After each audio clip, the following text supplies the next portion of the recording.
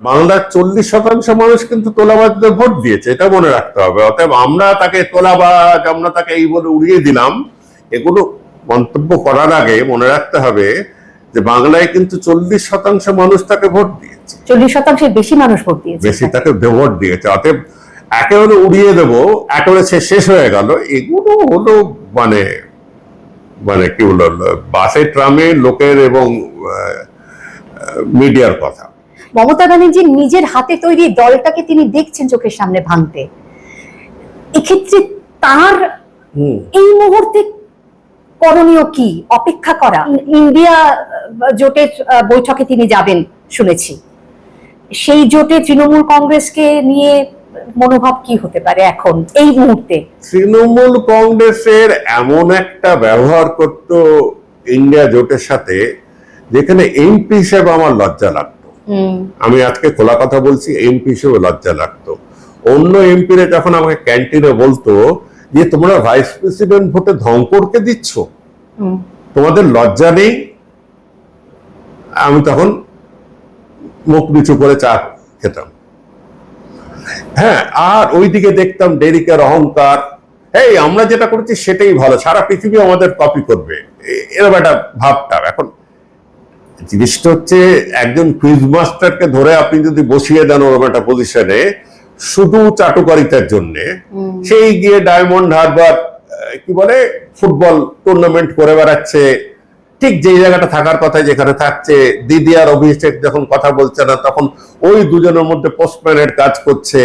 এরকম টাইপের অরাজনৈতিক লোক যারা নিজেদের স্বার্থে 4তলা 5তলা বাড়ি বানাচ্ছে, তাদেরকে নিয়ে যদি রাজনীতি করেন, যা হয় তাই হচ্ছে। এখন দুঃখ করে লাভটা কি? এখন দুঃখ করে লাভটা কি? কিন্তু ইন্ডিয়া জোটে তৃণমূল কংগ্রেস একেবারেই পাবে না। প্রথম কথা, ইন্ডিয়া জোটের পেছনে অনেক রকমের জটিল ইতিহাস আছে। প্রথমে এনেছিল নীতিশ কুমার। নীতিশ কুমার এটাকে একত্রিত করেছিলেন। মমতা নীতিশকে তাড়াতে নীতিশ চলে গেল, ইন্ডিয়া জোটটাকে ক্ষতি করে বিজেপিকে লাভ করলো। এক। দ্বিতীয় হলো মমতা ব্যানার্জির সাথে রাহুল গান্ধীর একটা কেমিক্যাল প্রবলেম আছে, কেমিস্ট্রি প্রবলেম আছে। রাহুলও বড় হয় না, মনে প্রাণে ওকে সহ্য করতে পারে, ইনিও রাহুলকে নয়, কিন্তু ইনি আবার সোনিয়া গান্ধীকে দেখলে টাক করে প্রণাম করে ফেলেন, এসব ব্যাপারটা বার আছে। তো ইন্ডিয়া জোটকে যখন ব্যবহার করতে হবে তখন রুমালের মতন ব্যবহার করবো, যখন দরকার না টিস্যু পেপার মতন ফেলে দেবো। এই পলিটিক্স উনি কিন্তু লাস্ট 5-7 বছর ধরে দেখিয়ে গেছে। কিন্তু এখন কিন্তু পরিস্থিতি বদলে গেছে, বদলে গিয়ে কিন্তু সংখ্যা কোথায় নেই তো।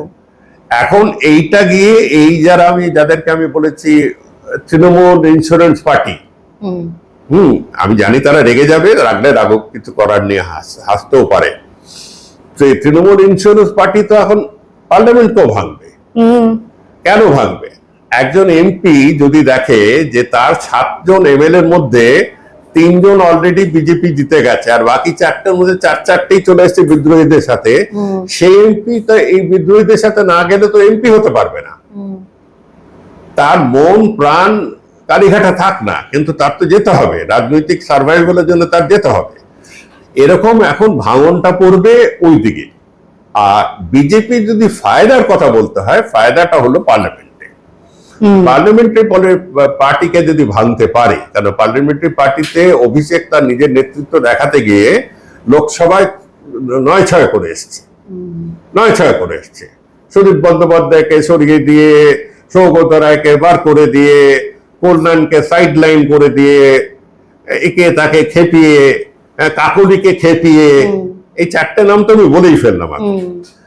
ওখান থেকে যদি 4-5 জন 6 জনও চলে যায়, আর রাজ্যসভার এই 13-14 জনের মধ্যে যদি 5-6 জনও চলে যায় এদিকে, তবে যেটা সবচেয়ে বড় লাভ হবে নরেন্দ্র মোদীর, যে এই একটা নিউসেন্স পার্টি যারা লাইফ হেল করে দিচ্ছে পার্লামেন্টে নাটক করে বা প্রোটেস্ট করে, তারা হাফ হয়ে গেল। হবে কিনা আমি জানি না, কিন্তু সেটা আশায় বসে আছে কি তাদের সংখ্যা কমে গেলে তারা এই কথায় কথায় স্পিকারের কাছে এর কাছে গিয়ে বেলে গিয়ে চ্যালেঞ্জ করা, এটা একটু বন্ধ হবে, এটা সংখ্যা। দ্বিতীয়ত, এখনো অব্দি তৃণমূল রাজ্যসভায় নাম্বার 2। তার সুবিধা হতো যখন ভারতবর্ষের বাজেট নিয়ে আলোচনা হতো, এবারে যদি হতো, হবে কদিন পরে, চিদম্বরম সাহেব ওদের হয়ে বললে, কংগ্রেস হয়ে বললে আমাদের সুযোগ দিত বলার, গুরুত্বটা দিত, ডিএমকে থেকে বেশি, অন্যদের থেকে, সোশ্যালিস্ট পার্টির থেকে বেশি, সবার থেকে বেশি গুরুত্ব দিত। সেই গুরুত্বটা হবে না, এটা গিয়ে পৌঁছবে তোমাদের নম্বর 7 নম্বর। এক হচ্ছে ওই যেরকম করে বিজেডির মধ্যে একটা বিদ্রোহী দল তৈরি করে বিদ্রোহী বিজেডি গভর্নমেন্টকে সাপোর্ট করে গেল, কারণ গভর্নমেন্ট রাজ্যসভা মেজরিটি আনতে কোন সরকারের প্রায় 10 বছর লাগে, কারণ সেটা বিধানসভার ভোটের উপর নির্ভর করছে। এতে একটা বিশাল লাভ হবে, যেটা শুভেন্দু বুঝতে পেরেছে, যে তিনি কেন্দ্রীয় নেতৃত্বকে বোঝাতে পারবে যে এখানে ভাঙন সৃষ্টি করে আমি দিল্লিতে তোমাদের সুবিধা করে দিলাম।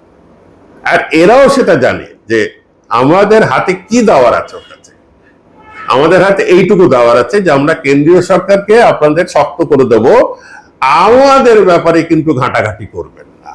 সে সুরেন্দ্রনাথ কলেজ থেকে টাকা পাওয়া যাক আর কারো বাড়ির থেকে টাকা পাওয়া যাক, ফলে আমরা বিধানসভার ভিতরেও দেখবো যে বিরোধীদের মধ্যে এটাই চলবে, ভাগাভাগিটা, এবং বিজেপি যা চাইছে সেটাই হবে আর কি।